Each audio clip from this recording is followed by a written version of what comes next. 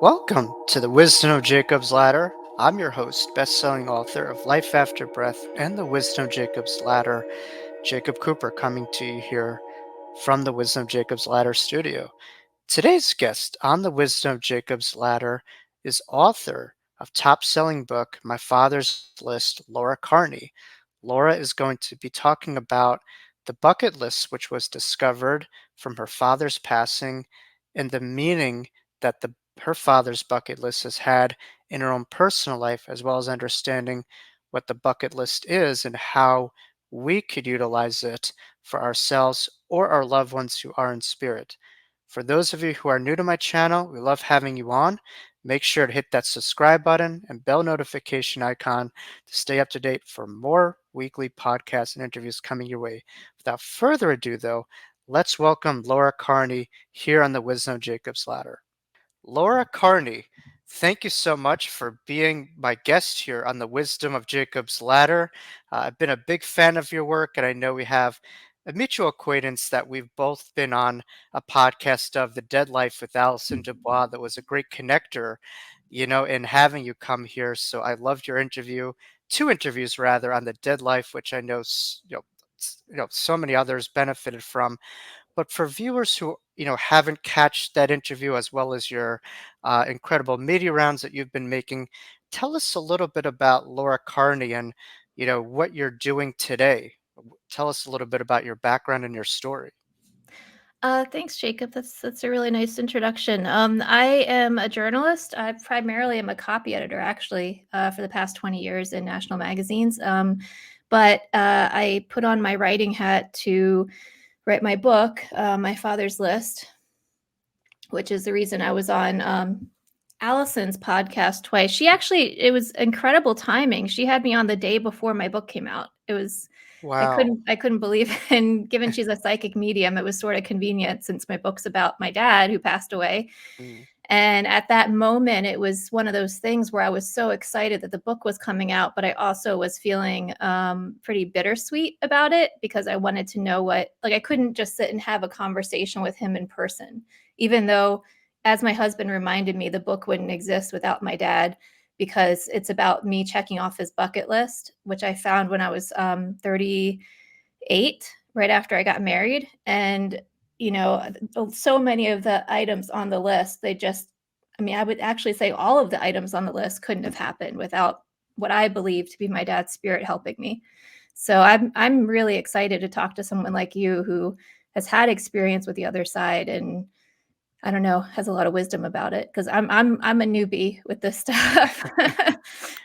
Yeah, well, I know your story and just how it all happened and what you were able to make from a great tragedy, into what you're doing now. I know is touching the hearts and minds of many viewers. But do you mind maybe elaborating? And I know it's hard, as a therapist. It's when we have a pain, it's like going back to the wound all the time. So, at your own comfort level, maybe describe a little bit about not necessarily the depths of the magnitude of it, but how did you find this bucket list, and rather also maybe what happened to your dad, because I know it was a tremendous deficit and tragedy in your life. Thank you for saying that. I appreciate your sensitivity with it. I mean, I don't really think of it as hard the same way anymore, Mm, and I hope that that helps your listeners, because my experience that I got to have doing his bucket list, actually, it gave me this incredible gift because it helped me to take the worst moment in my life and blend it into a story, which ended up leading to some of the best moments. So it sort of was almost like a PTSD healer for me. And because of that, I was finally able to process the grief. Because someone told me once that when you experience trauma and grief at the same time, the trauma has to come first. That gets in mm, the way of you actually experiencing the grief. So, I mean, my dad died when I was fairly young. I was only 25. I had just left Delaware, where I grew up, for a magazine internship in New York. And it was a 17-year-old driver who was making a phone call at a red light and didn't know that her phone was going to distract her too much to see the next red light, essentially. And my dad had been turning left and she crashed right into him.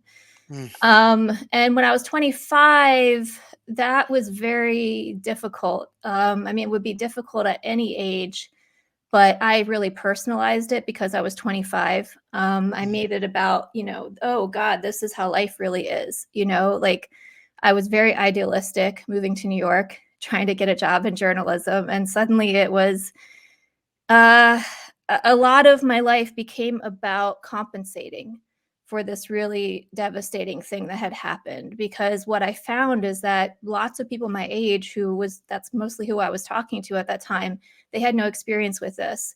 So they couldn't really console me, except for my wonderful husband, who I had just met, who was my boyfriend at the time. And he'd only met my dad just the once, and then he died 5 days later. Oof. Wow. Yeah, very interesting timing, I think.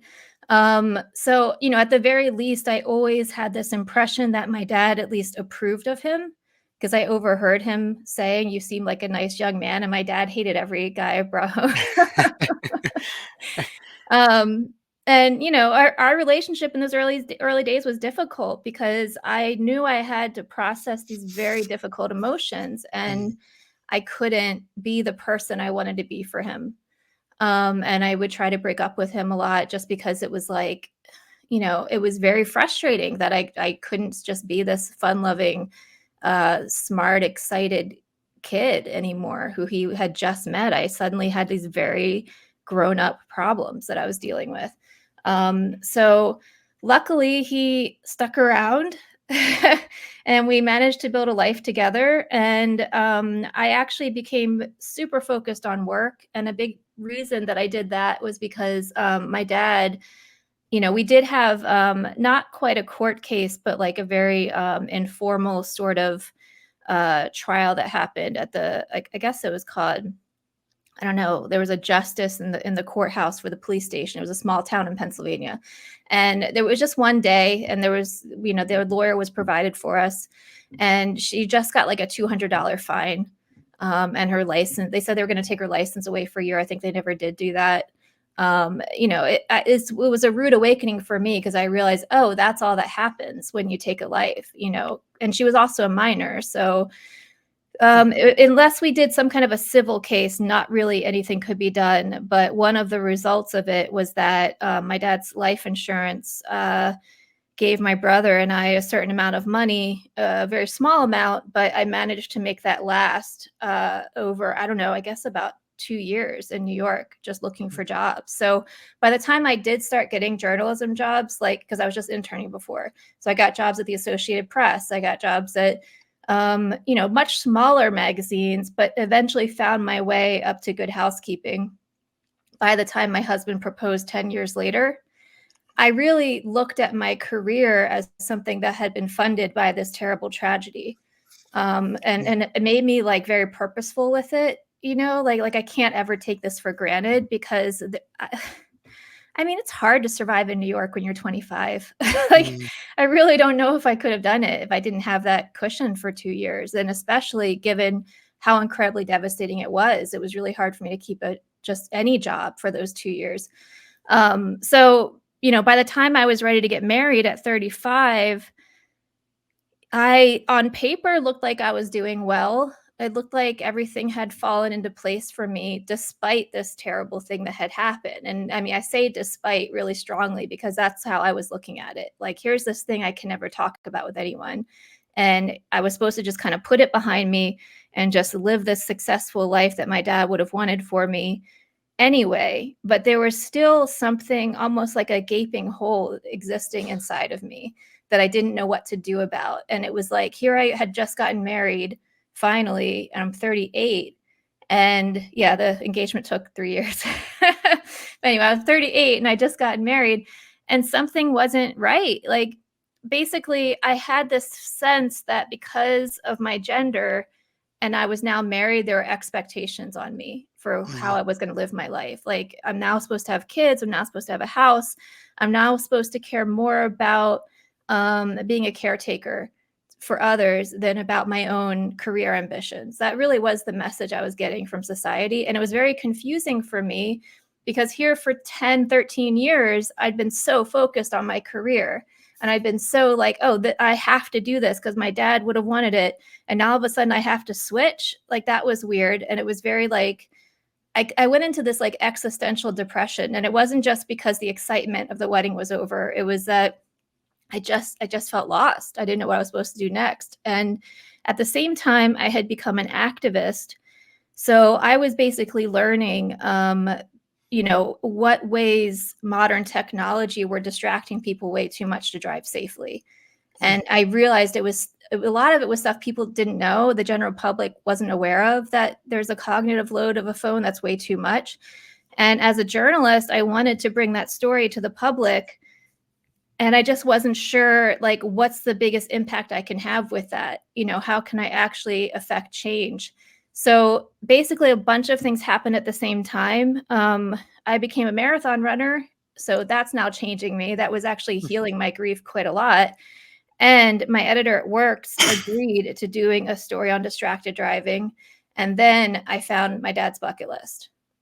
And I still think to this day, the reason the bucket list showed up when it did, when my brother found it, and he decided to give it to me, that was my dad's spirit. I think that was him saying, okay, you've laid the foundation. Here are your chapters for your book. Like I'm going to make this a little bit easier for you now. Here's all the dreams I had, because it was a list of 60 dreams that he had in his life, and he had only checked off 5 of them. And a lot of people ask me, how did you know as soon as your brother gave you that list that you needed to finish this for him? Like what was the thought process behind that? And all I can say is it was just in the blink of an eye, I knew I needed to do this. It felt almost like just this thing I've been waiting for my whole life, and this thing that I had unconsciously been preparing for and that I had to do. You had a deep inner knowing. Now, it seems from what you're saying that there was a dichotomy of your life from the checklist, which society tells us to do a certain, things that will lead to fulfillment, happiness, contentment. And then at a Yeah. certain point, that checklist wasn't working, and that transitioned you into living this bucket list, which I know is a great segue of our conversation.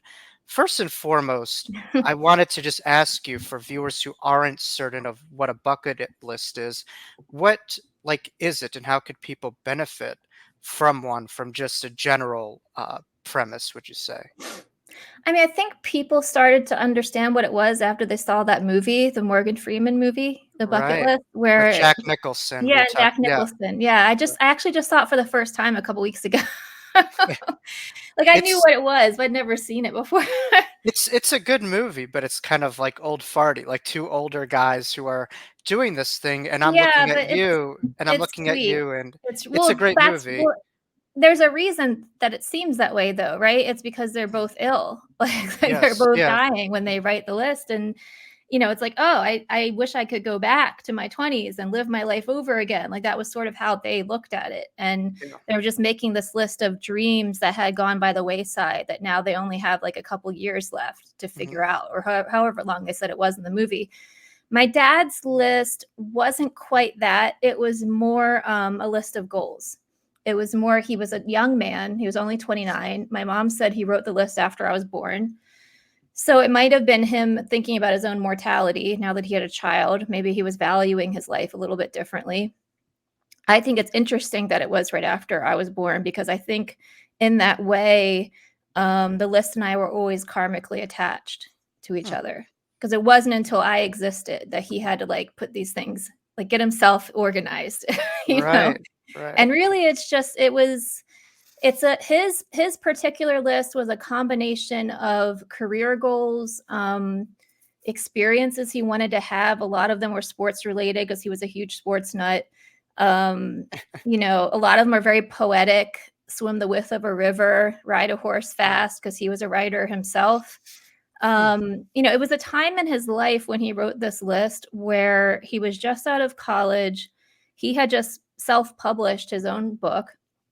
He just was in a really idealistic time, I think, in his life. And I think he kind of always stayed that dreamer. He always stayed that idealist. But when you're 29, it's sort of like acceptable That's who you are. And that's really what a bucket list is, I think, these days. I don't think people even think of it anymore as this thing that, older Morgan Freeman and Jack Nicholson wrote in a movie because they were dying. I don't think people even remember that it comes from the term kick the bucket. Like, these are the things I want to do before I kick the bucket. Really, it's like we use the term bucket list for everything nowadays. Like, what's my bucket list job, or what's my bucket list trip? It's just dreams. It's just, I think so often as we become adults, similar to what happened to me, and in my case, it was because something very tragic had happened, besides other reasons.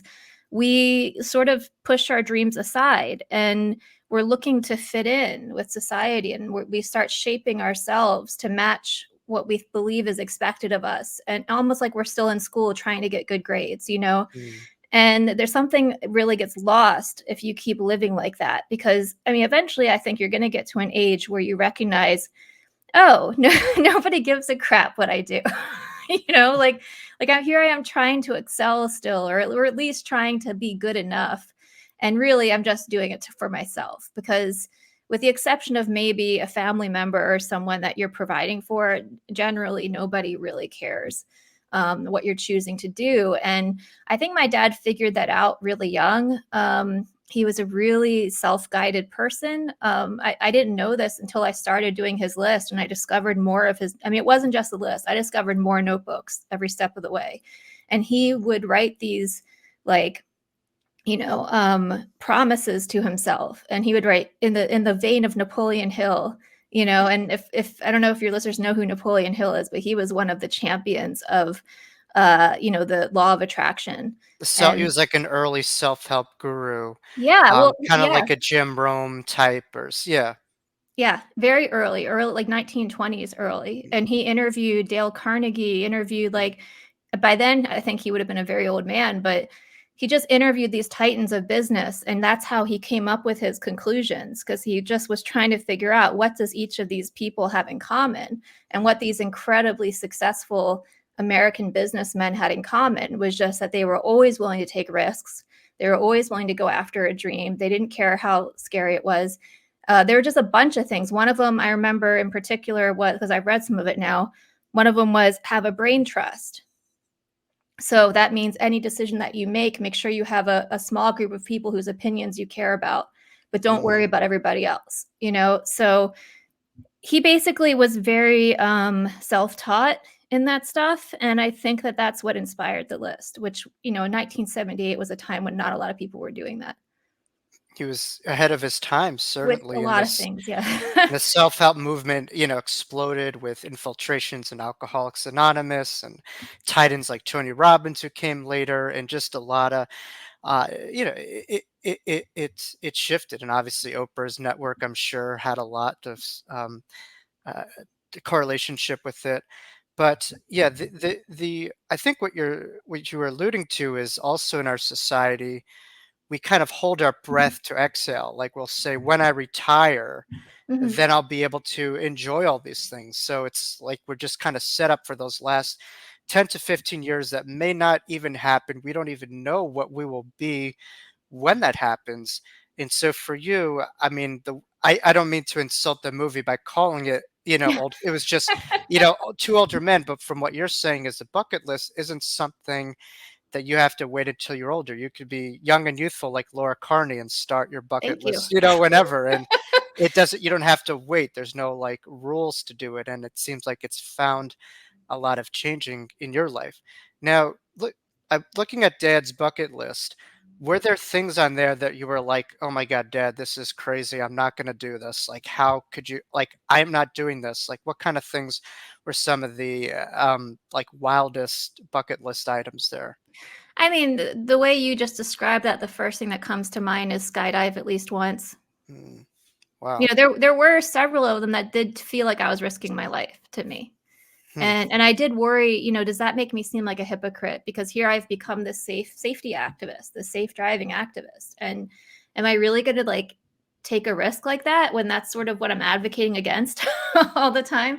Right. But I think that was a big turning point for me, though, because I was starting to realize, okay, this whole time, or at least these 3 years that I have discovered this advocacy, which by the way, like the activism was making me feel safer.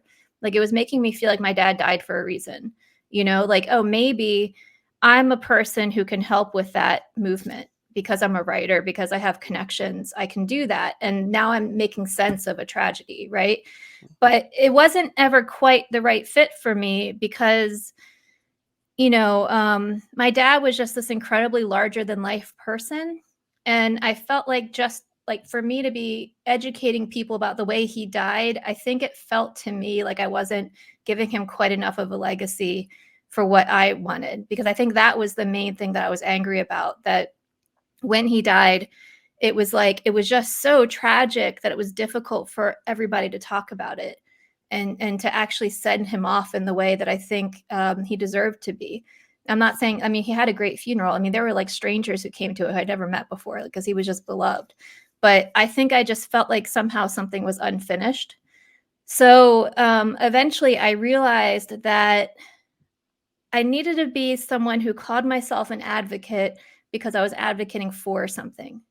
Like I couldn't say I'm advocating against something. I need to be, here's what am I advocating for? And what I was advocating for was living a life that you're excited about, living a life that you're proud of, enjoying every minute you have and having gratitude for it. Because it's like somewhere along the way, I had this like revelation where I realized a person who is genuinely like present, which is what those gurus teach all the time, right? Like for manifesting too.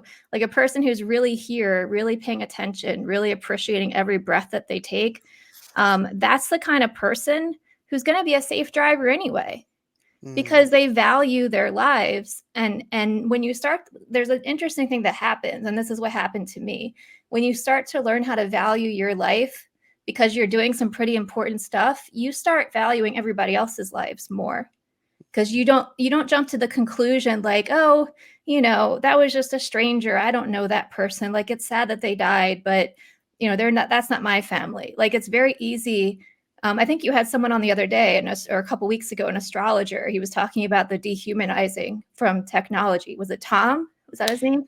Yeah, Tom, who's also he's an astrologer for Allison's Dead Yeah, Life I've seen him University, and before. Yeah, I yeah, started binging it because it was so good. I'm kind of he, obsessed with astrology myself, but um, he's an absolutely brilliant man, and that's why we've had him on the channel, as are you. Yeah. oh, thank you very much. I appreciate that. Yeah, he's great. I have a very weird chart, so I'm kind of obsessed with astrology. But yeah, I mean, one thing he said that really resonated with me, of the many things that he said, was how our use of phones and technology have really sort of dehumanized us. And it's like the way we get desensitized to violence in movies. We're desensitized to the fact that we all truly are human beings sharing a space together. And I think because, the nature of the project I was doing, because its origin came from this young man in 1978 who didn't know what cell phones were, he didn't, much less iPhones, right? It had this like, it just had this incredibly humanizing effect on me. In that, like, now I was planning every day of those 6 years very carefully and very intentionally and very mindfully, and remembering, wow, how lucky am I that I get to go on these crazy adventures, like jumping out of an airplane, like surfing in the Pacific. That was pretty scary because I wiped out like 20 times before I finally did it. Yeah. Like what else? Swim the width of a river was scary until I got the right mindset about it. A lot of the time, the more physical ones that I did, what would happen was I would come to it with these very like set expectations of what I think the thing is. Cause I was about 40 years old. Like I should know what sailing is like, what it is probably like. And then you do it and it's so not that at all. It's a completely new thing that you're learning.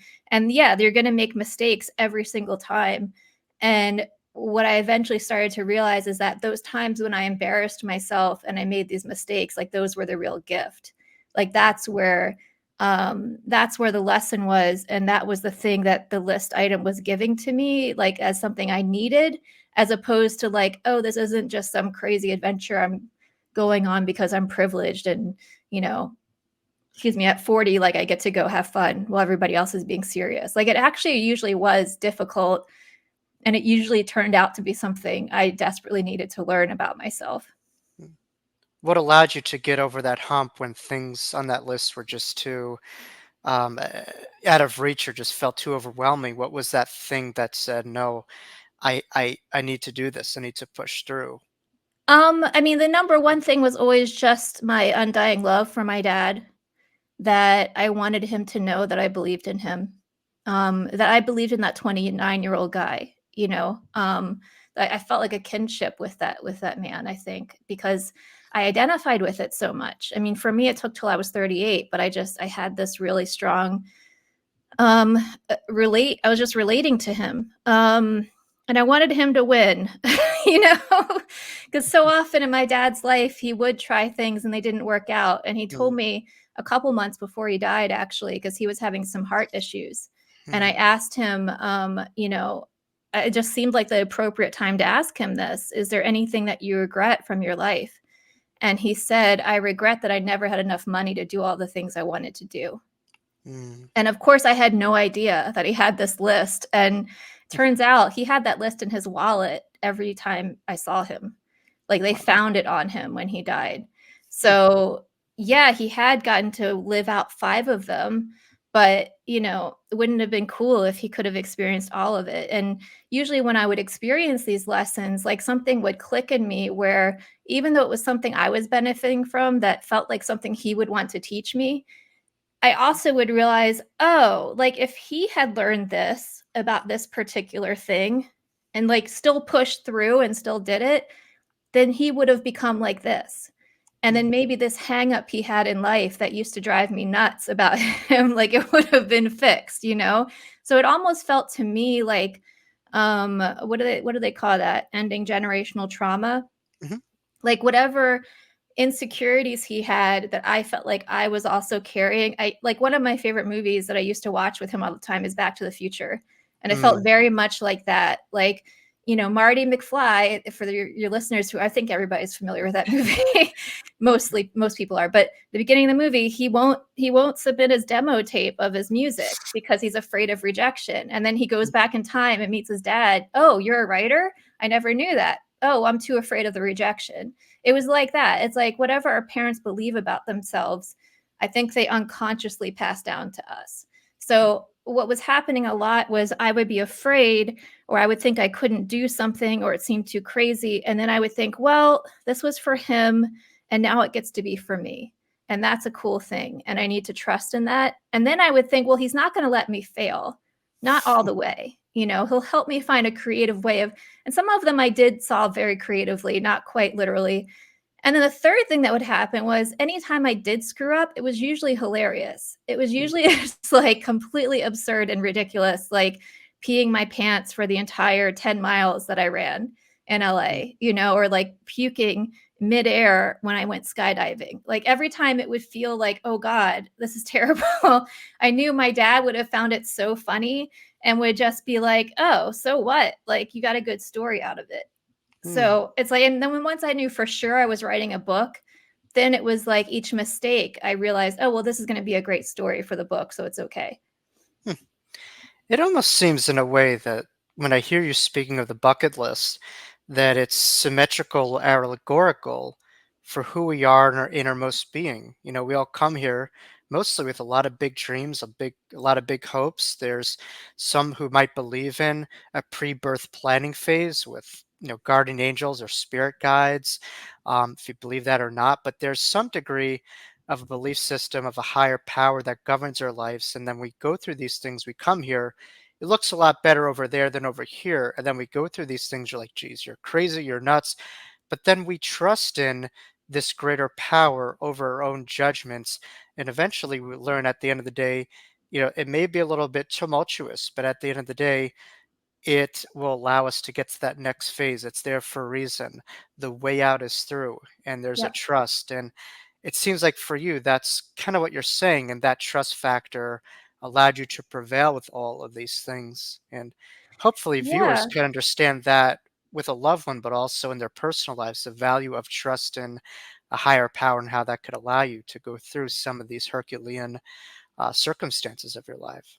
I mean, I love that you have that insight about it, because that's so absolutely what it was. It was like sometimes I'd feel like this was my dad because I had just gotten married. He's coming back to congratulate me on this, that I made this commitment because he knew it was what I wanted to do. But I was also terrified of it because my parents got divorced, and Mm. like, oh God, what if that happens to me too? And he was just giving me this little grace period of 6 years where he's going to remind me what life is about. That's really what it felt like. Also, like, one of my favorite things I used to do with my dad as a kid was he would take us around this obstacle course, like just at the local park. You know how like you walk around a track at a park and there's like a balance beam and there's, monkey bars and tires you have to jump through. And as a kid, that's actually really fun. Like it's like an adventure you're going on. It can be. So, That's where I had my near-death experience as a child, so it oh, holds a that's very right. Oh my it the God. a Can you lot remind me of that the story? a lot of synchronicities here. Number Yeah. 1, when you're talking about Back to the Future, I'm a baseball guy, so last night I kept on seeing this man, Al from Angels in the Outfield, who was the main character in Back to the Future, who is one of the angels, and I'm like, "Why am I seeing this guy?" And now you're talking about Back to the Future, so Wait, a who lot of played who played Al? synchronicities. What do you mean he was the main character? He was, like, one of, like, the angels of Angels in the Outfield for the kids, like, it's like a baseball movie. I forget Yeah, yeah, I've the heard of actor's it. name, but, yeah, his name was Crispin Al. Glover, maybe? No, what it was Danny Glover, and I forget the other guy. He had, like, the white crazy hair. Oh, oh, oh, Yeah. yeah, it was Doc Yeah, Brown. yeah, yeah, yeah. He was one of my favorite movies as a Okay. kid, so Yeah. I'm just, like, watching TV, and I'm like, "I haven't thought of this movie in years," and it just kinda came to me, and now you're talking Back to the Yeah, that could Future, have been which my I dad believe. preparing you. Yeah, it is just some stuff. Um, Christopher Lloyd is the actor. yeah, yeah, I think that's his name, yeah, and he Yeah. was just I've never seen him before, now you're talking about him.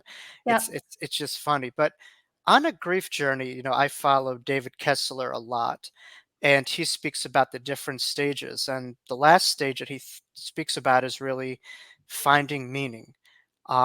I know Allison also speaks about, and I think one of her books is, uh, it kind of relates to kind of like we are their afterlife in a way, like the lives that we live and how we live it is a way that we connect to our loved ones and they're connected to us. So for you, following all of the seeds that dad planted and harvesting that, has that brought you in a way closer to dad despite the traumatic, tragic death at the time that, he experienced?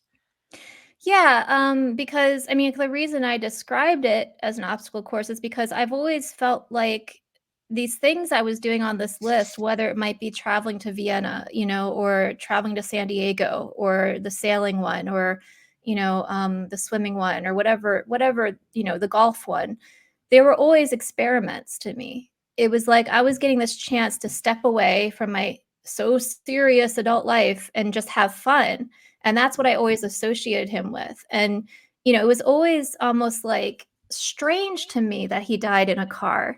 Allison said it made complete sense, of course, because she's Allison, right? She's like, he might have had a choice. If he had a heart condition, maybe he chose the quicker way instead of being sick Right. for a long time. And Yeah, different ways of an exit point. I'm intrigued of what was Allison's explanation as to why that made sense within a car. She picked up on the fact that he had a very fast energy. Mm, That he was always in motion. He was an entertainer, he was a singer, and he was always like, he was a comedian too. So like right. as an avocation, he was a salesman by day. So when you were with him, he definitely took up all of the energy in the room and was not a peaceful, slow moving person. So I see. I think to her to have died at a high speed like that, doing something that a lot of people actually associate with fun, made sense for him, Mm, as tragic as it was and as quick in an instant as it was. And also, I mean, he hated being sick. He was just at his worst when he was sick. Because I mhm, mean, someone who's like that, who likes to be, he thrived on freedom.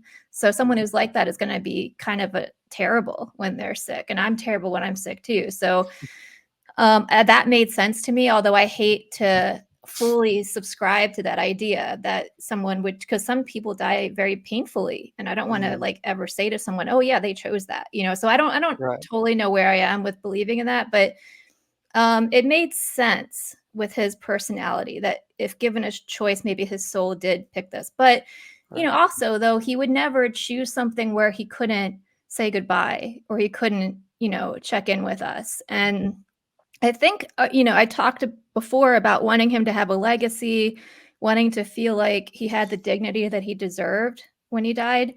And I think, though, what it really was more of a selfish thing for me, which was I wanted to feel like I had that goodbye, you know, and that's what this was. This list for me was maybe not a goodbye as much as a see you later, and I can accept this. You know, like I'm not going to live the rest of my life anymore being angry that you died right when I needed you the most, or feeling like I'm less than. You know, like when I walked down that aisle, I had this feeling of all my other female friends and peers had a father here to do this with them, and I don't have that. And it was really tough on me because growing up with my parents divorced, I only saw him twice a week. So it was a Mm, very familiar feeling of he should be here, he's not here. And I think I needed to have a way of feeling like, oh, but I can connect with him at any time. You know, like I can ask him for advice anytime I want to and feel good about that. And he's very good at it. I mean, Allison was like, yeah, he knows how to talk to you. And I've talked to other psychics who've told me that, like, it's been 20 years. So they said he's like in a school and he's teaching other people how to do it. Now, that's what one of them told me. I mean, I don't know. wow. I don't know if that's real or not, but I like the idea of it. And he definitely is very, I always know when it's him when I'm getting communication. And I tried to write about that as much as I could because I wanted to try, you know, I wanted to try to show people in a very almost practical, everyday experience way that you can do this, that you can communicate with the other side, that if you think something's happening, it probably is. You're Mm, not just imagining it. And hopefully, you know, hopefully try to soothe people's grief. And you know, even now when you called my dad's death a deficit, that felt strange to me because mm, I don't myself often think of it anymore as a deficit because I feel like I know him as a spirit, and whatever parts of his life that used to like weigh me down and that I was worried about and, you know, couldn't understand, that stuff doesn't matter to me now. Like I don't have to carry that anymore. And instead, I get to be free to be proud of who I am and proud of the parts of me that are like him. And mm. also just anytime I have a problem or need advice, I'll ask him. Although lately his communication is very cryptic lately. I'm really struggling with it. And I don't know why that's happening. He has Interesting. shifted to images now, and it's like a Mm, puzzle, and he'll keep showing me the same image. Like lately I've been seeing the North Star a lot. It mm, keeps coming up. I mean, and when I say it keeps coming up, I mean in conversation with lots of different people, they'll use the phrase North Star. In my copy editing jobs in a book, it'll be the North, like it'll show up everywhere and like until you mm. get it. Does that happen to you very much? Talking about like Polaris or stuff like Yeah. that. Well, I mean, I'm certainly not a medium or a psychic, but it could be as you're opening up, as you're shifting, maybe he's able to kind of meet you where you're at. And I don't know, maybe sometimes when we're not as open, they have to go full, sign. And sometimes as we evolve and understand things, I don't know how that works. Oh, Yeah. you're saying what the reason the messages are changing to be more of a As puzzle or more when visual. when when we're shifting, we're changing, sometimes the communication stream might alter. I don't know. That's That is, interesting. it's Why a different possible do thought. you get signs too? I do. I mean, normally signs happen when you're not trying to enforce it. I do find when I'm trying to just demand it on the spot, it doesn't really work that way. It's just kind of like a gentle tap on your shoulder when you're not expecting it. Obviously, you want to be aware of things, otherwise, you're going to miss out on things. But to me, mostly in cars, like cars when I'm driving on the road, like License plates, a yeah. lot, songs, radio songs. I mean, for instance, right after my grandmother passed away, I immediately found out that Friday night. I go into my car, I pull up Spotify. right on Spotify it says grandma's home. I mean, stuff like that. You just, there are, Wow. yeah, I mean, there are levels of synchronicities. I think when you're having multiples of them, when like two or three synchronicities happen at the same time, it's almost called a super synchronicity. But there's levels of it, when you have one or you have just like a couple consecutively. And I'm sure you've seen maybe like some fireworks happening. Where just like, oh my God, this the probability of this happening mathematically is like 0.00. It's just impossible for all these things to be happening at the same time. So I know for a lot of viewers that does bring themselves closer. Uh, One of my final questions for you is, for viewers who have maybe lost a loved one, or they're maybe feeling unfulfilled in their lives, like we said, they're following the script and the checklist versus a bucket list. What could you recommend viewers to do, and why do you feel a bucket list is of significance to incorporate in our lives? Um, well, I mean, I can tell you that just because I went on this mission, it doesn't mean my life is suddenly perfect. It Mm, doesn't mean everything is set. I'm still learning. And, halfway through the mission, I created my own bucket list. mm, But at the time, it really was, well, I created two lists. One was a list of goals of the kind of person I want to be. And I took that and I hid it away in a box. But then the mm, other one was a list of things I want to do in my life. And I kept it open on my laptop. And I just, every time something amazing would show up, I'd be like, oh, I want to do that. Like, I want to go see a volcano. I want to see an elephant. Like I would like add it to the list. But really, it was just, I don't know how I'm going to make that happen. These are just crazy, wildly impossible goals that I have. And it's fun to come up with a list. So I would recommend for your viewers, and this is something I teach people with now. Take 15 minutes and sit down and write down everything you value about the life you're living right now, because that's something I did just totally by accident. I did it just because it was in like an article at Good Housekeeping I was working on, and mm, then like 6 months later, my dad's list showed up. mm, And I think there's some kind of magic in actually asking yourself, what do I care about? Like what matters to me? Not like you said, the prescription of society. What does everyone mm, tell me I should care about? Like to take the time. I mean, I've taught people to do that and they've said things to me like, I never take 15 minutes to myself to do anything. Like even doing that was incredibly meditative for them. So that's step one. But then step two, when you actually start writing the things that you want to do, I think there's something about having written the values first that helps you narrow down what mm, is it that I want to do? What lights me up? What makes me happy to be alive? And that's not selfish. It's not selfish just to write those things down.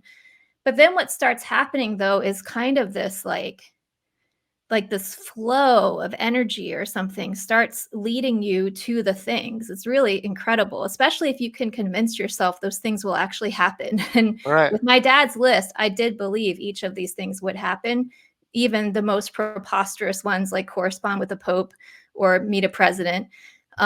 So, once you actually have those things written down, that's going to actually be very powerful and it's going to start shaping the way you live your life. And I think basically we think of ourselves as having these like supercomputers in our heads, and we should be able to control all the situations we're in. And if we can't control it, we kind of like freak out because that's what we Mm, think being an adult is, like always being cool and always being in charge and collected. But that's not living a life. Like living a life is being able to surrender sometimes mm, to whatever your higher power wants for you. And people who live in that controlled way, the reason they're dissatisfied and unhappy a lot of the time is because they're missing that. They're mm, missing those moments of surrender. And when you actually write down a list like that, I think what you're actually doing is surrendering to what the higher you wants.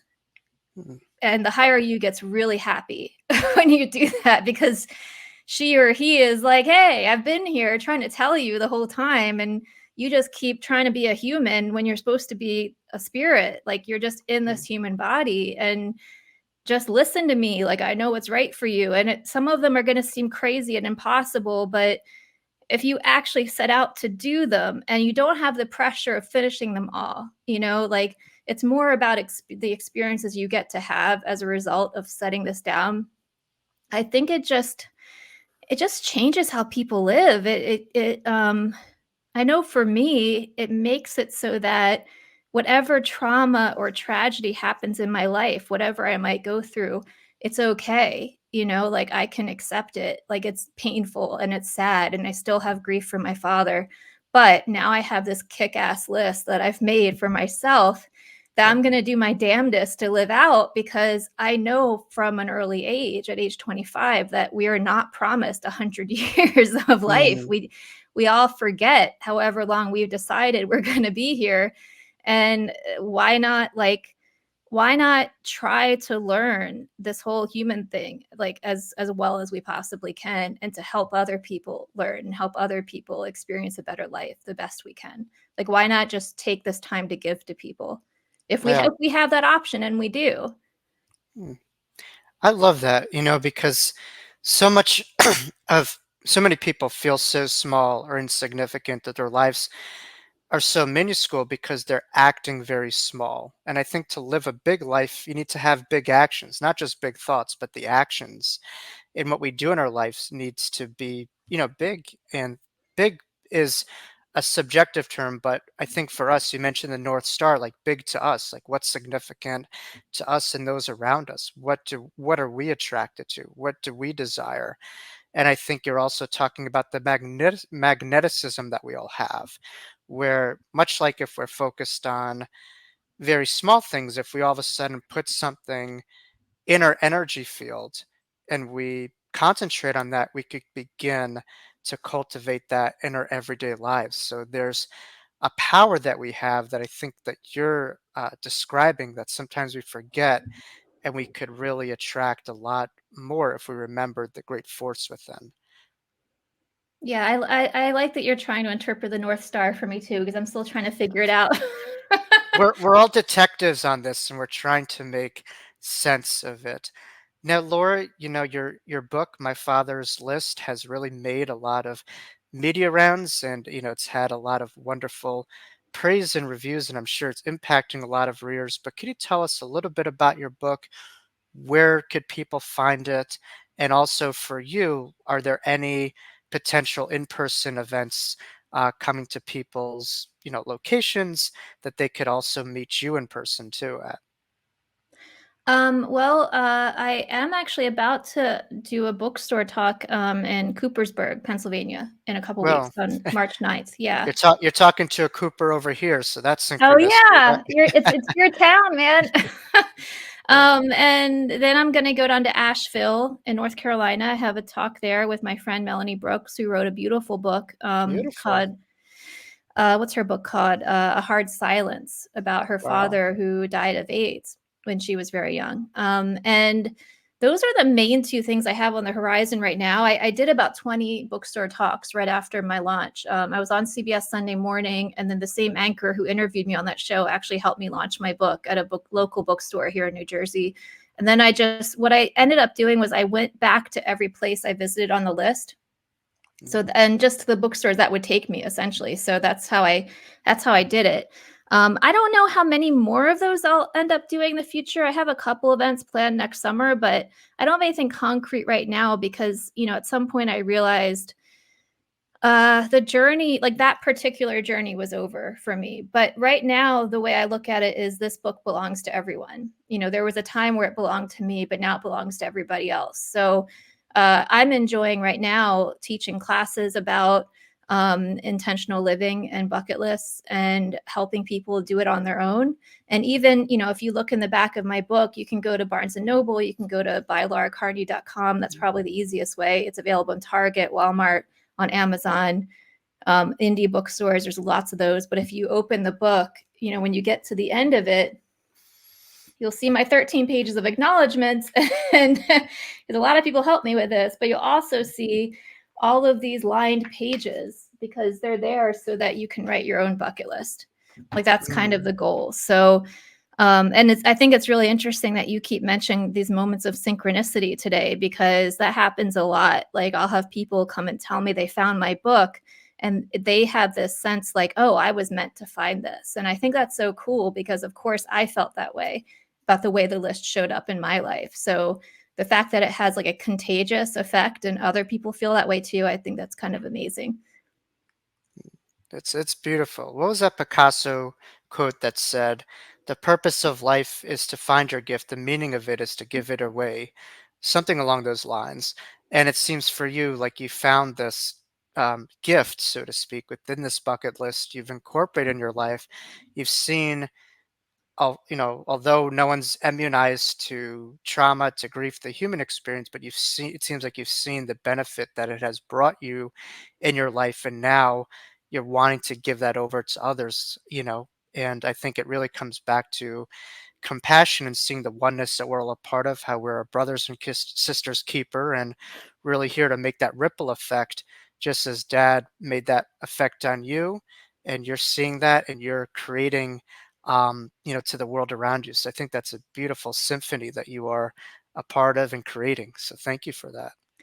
Oh, thank you. And, one thing that I think is really important that people understand is that, I think we're just living in this weird age where not only is there a dehumanizing that's happening because of technology, but we get very caught up in appearance. We get very caught up in how we look to other people with what we're doing. And do we seem like we're successful as though that's the only value you can have or something?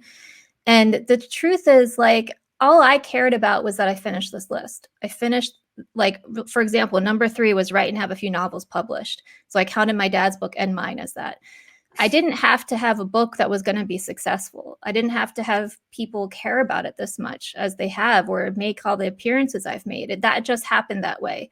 And one of the things I've learned is that what matters more in life is that you get to live out the goals that you've set, and you don't get too caught up in what other people think, because, I'm a very emotional person, and I started out with this thinking I needed to live a life that seems successful despite this tragedy.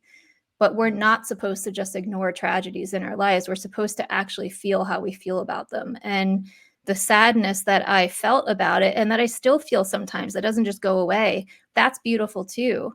That's one of the things I've been learning, is that God gave us these feelings and these experiences because it's about being a multifaceted human being. And the more you let yourself feel sadness and feel out of control and feel lost, the easier it becomes for you to feel joy, and to feel joy in a bigger way. So I hope that that's a big takeaway people have from this book, because I am certainly not perfect doing these list items. I mean, I screw up left and right, and it's really kind of, people have described it as a roller coaster ride. So my hope is that you leave feeling proud of the human that you are. I love it. You make a great point that technology, is a double-edged sword. On one hand, it's allowing us to have this wonderful dialogue to hear, but on the other hand, there's a lot of downsides, including kind of like the trendiness that it presents, or just this depiction that we're always trying to live up to. You call it the ego, you call it this box, whatever it is, and I think that has incongruency when it comes to our emotions, when it comes to grief, which is not trending, which is not about the next thing, is about being in that feeling, being in that moment, not trying to escape it, avoid it, but to acknowledge and be it. And the way out is really through it. And so many get caught up in bypassing and just gravitating to avoidance, because technology has governed their lives, and that ideology has governed behaviors. Do you want to hear Beliefs are something big. really funny? Yes. Okay, so the past like 5 minutes at least, maybe a little bit shorter, I could not see you. Mm. I saw this cord that wasn't plugged into the laptop, and I thought, "Oh no, the laptop's gonna die if I don't plug that in." So I did, and then all of a sudden you showed up on a different screen on my desk. And if I tried to look at that, I would look like I was looking off to the side. I thought, well, that's weird. So instead, I'm just gonna choose to stare at this blank screen and pretend I'm making eye contact with. So that's what I did. But while it was happening, suddenly it occurred to me, oh, everything that I'm saying right now while not being able to see my own face is so much more true. Like, I'm Mm. not saying I wasn't being authentic before, because I was, but isn't that funny how like your own image distracts you from what's Yeah. real. Yeah. Well, it's just to really be in uniformity with that inner truth and not focused on how it's presented or whatever. So Yeah. I should do all my interviews, I mean, without allowing anyone to see themselves maybe, or maybe there's a Yeah, I think I future. just said the best stuff I've ever said probably. I think that's a definite mic drop. Well, Laura Carney, thank you for allowing us to really be invited to see your inner core, your inner vision, and the transformation that you've been able to live in your life, and all these pearls of wisdom, that you've been able to take along this journey through your dynamic with dad and the bucket list. And I encourage all my viewers to certainly check out your website, your book, and to really incorporate some of our dialogue that we've had here today, because I think it could really help out to transform the checklist into a meaningful bucket list in people's lives. Yeah, and I mean, yeah, I think you're right. That's a good way to leave because hey, the higher you doesn't care what you look like. Yeah, it's about the being while we're doing, not just the empty doing and going from Yep. the next thing to next thing. The presence, the joy, the experience, that's what matters the most. No So numbing. that's right. Well, Laura Carney, thank you so much for your generous time. You're welcome back at any point in time. On the Wisdom of Jacob's Ladder, I'll make sure to tell my own family that you're going to be in Nashville, because I do have family that just moved there. They do love it, and they tell me that it's kind of Sedona-y of the East Coast. It's very high Yeah. vibe and very obviously beautiful and scenic. So I'll let them know. But thank you Yeah. for all that you do and your contribution. Oh, thank you so much. Yeah, West Asheville Library, March 26th in the evening, 6:30. I'll see you Be there. there, my Carolinians, if that's a word. Okay. That sounds Thank about you. right. Okay, Thank you, bye. Laura. Thanks for having me. That was a wonderful conversation with Laura Carney. I learned so much about the bucket list and the meaning that it can have, and how it could really bring us closer to our loved ones in spirit and really keep them alive in our everyday life. But beyond that, to really live beyond our fears, to not live so small, to not have a guarantee on time, and to actually do the things that we want to do while we're living here. So, Laura gave a wonderful interview, and I sincerely hope that you check out her book and her work, as I know it will give you meaning and transformation in your own life. But for this is Jacob Cooper here signing off. We'll see you here next week on the Wisdom Jacob's Ladder. And thank you for tuning in to my wonderful conversation with Laura Carney.